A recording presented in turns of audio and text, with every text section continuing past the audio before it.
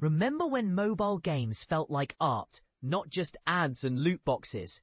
When a single session could last minutes, not hours, and you could actually finish a game without spending a fortune?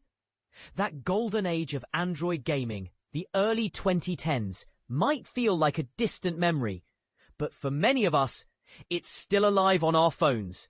These forgotten classics didn't just entertain, they redefined what mobile games could be.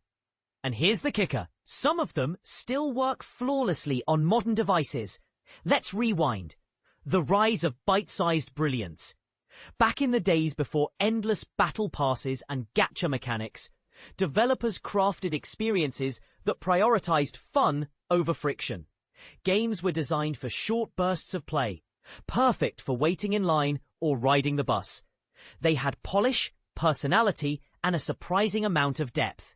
Today's mobile games often demand hours of grinding for a single character skin. But these retro titles, they gave you everything you needed in a few taps, no strings attached. Dead Trigger, when FPS meets mobile magic. Imagine a first-person shooter with console-quality graphics on a phone. That was Dead Trigger in 2011. It wasn't just a zombie shooter. It was a love letter to PC gaming, packed into a mobile-friendly package. Daily challenges, weapon upgrades, and a surprisingly coherent story made it addictive, while modern FPS games push you to buy upgrades.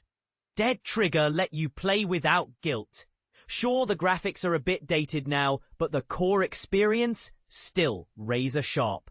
The game's hardware-optimized Tegra-era design meant it ran smoother than most modern titles on older devices. And if you're craving a horror fix without the microtransactions, it's still your best bet. Asphalt 8, the speed demons of mobile racing. Racing games have always been a sweet spot for mobile gamers. Asphalt 8 didn't just deliver speed, it delivered spectacle. Gravity-defying jumps, neon-lit cityscapes, and a control scheme that felt like second nature made it a standout. Even now, it's one of the few racing games that lets you pick up and play without feeling like you're missing out. Newer entries in the series look prettier, but they've lost the soul of Asphalt 8. Why? Monetization. The game hit its peak when it was all about fun, not pay to win. Crossy Road, Flappy Bird. The OGs of casual chaos. Let's talk about the games that made mobile gaming mainstream.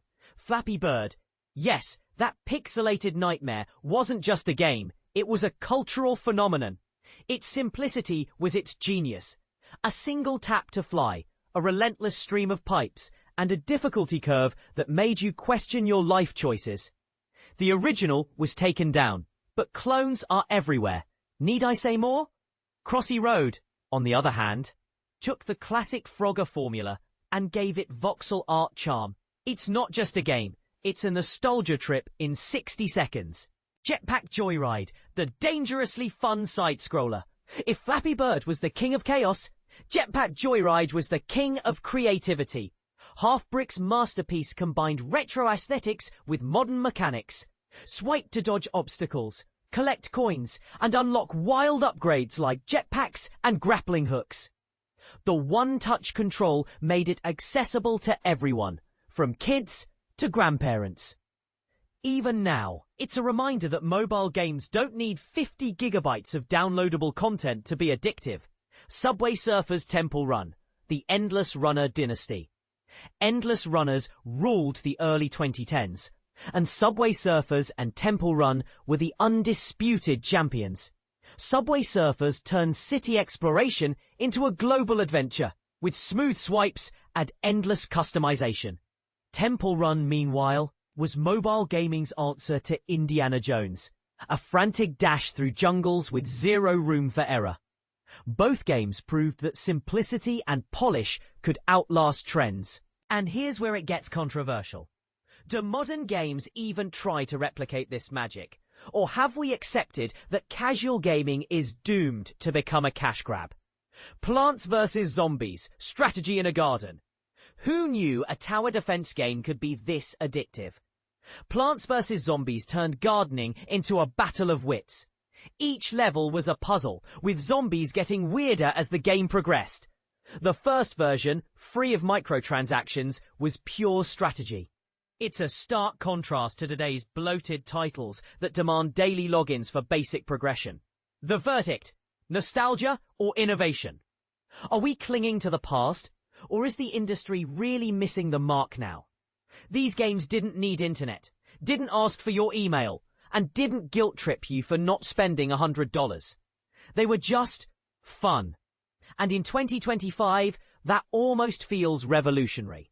So what do you think? Are these classics just relics of a bygone era, or is there still a place for bite-sized, no-frills gaming in today's mobile world? Drop your thoughts in the comments. Let's debate this like the passionate gamers we are.